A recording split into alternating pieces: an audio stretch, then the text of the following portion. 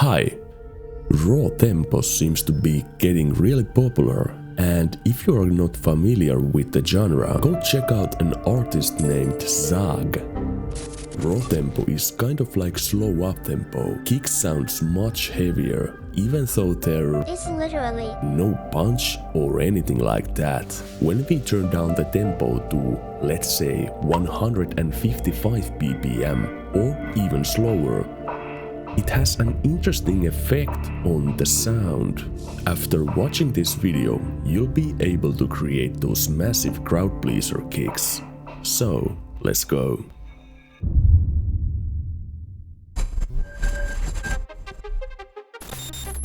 We are using Serum to create the sound, but the actual sound is kinda created on the effect side of things, so there is basically 4 different effects that are creating the sound, and rest of it's more like mixing, I would say. In Serum, I am using a sine wave pitched down and a saw wave pitched up.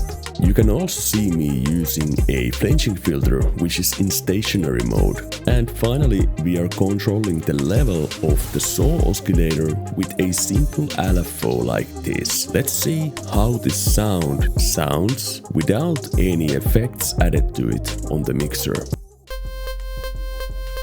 If you can make a sound like this, you can create raw tempo kicks. I'm also using the phaser in the effects, but that's optional. Let's hear the sound with all the effects and work our way up and see how it's done. So that's it.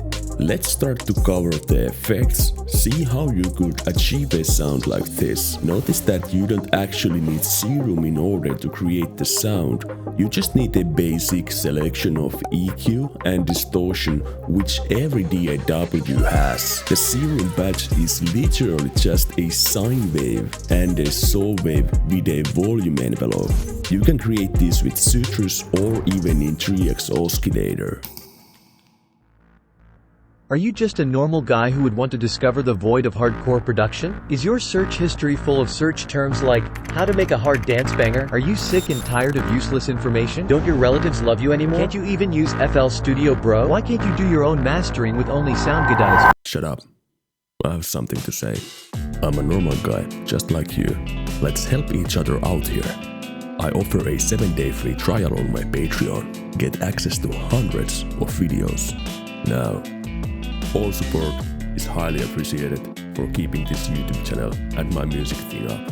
Thank you, and see you on my Patreon.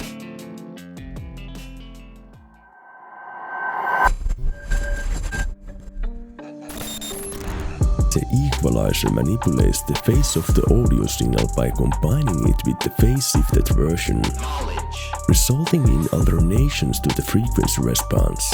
By boosting or cutting specific frequencies, EQ curves are created, shaping the audio as desired. Phase shifts introduced by EQ can sometimes lead to audible artifacts in the audio. To minimize these artifacts, EQ designers strive to make them only perceptible in specific circumstances. This is why many EQs are designed as minimum phase equalizers. What we are trying to do is we are trying to dig out that weird effect that EQ can have. We can boost that effect by using distortion after EQ. The first equalizer in the chain is meant to boost the mid frequencies a lot. As you can see, I'm using 3 different bell filters to push the mid frequencies. It should sound something like this. After the first EQ, we are going to add a wave shaper. Distortions are usually based in volume. Inside of the wave shaper, in the horizontal axis, we can see the input volume, and in the vertical axis, we can see the output volume.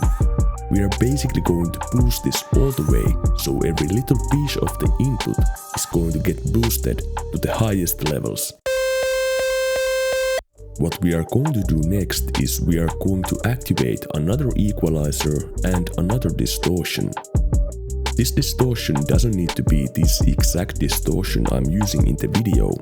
but I felt it sounded the best from the distortion plugins I happen to have on my computer. Next thing you wanna do is you wanna find the fundamental frequency of your sound. You can just Google it or just look it up in ProQ or Span.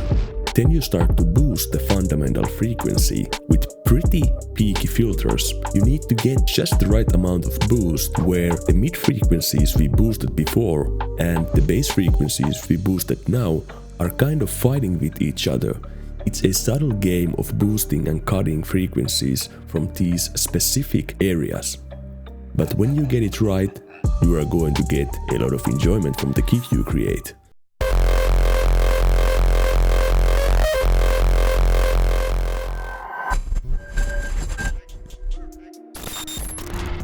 But what if we make this more interesting? Let me introduce multi-band delay into the mix.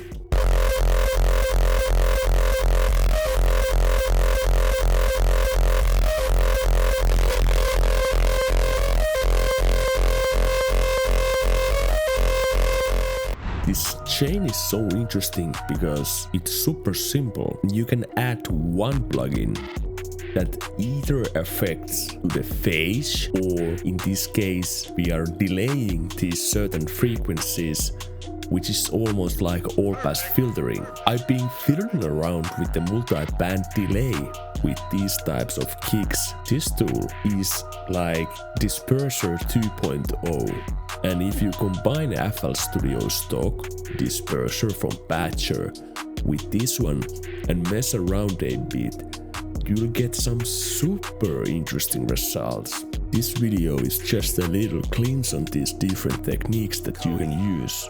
Use your imagination with this.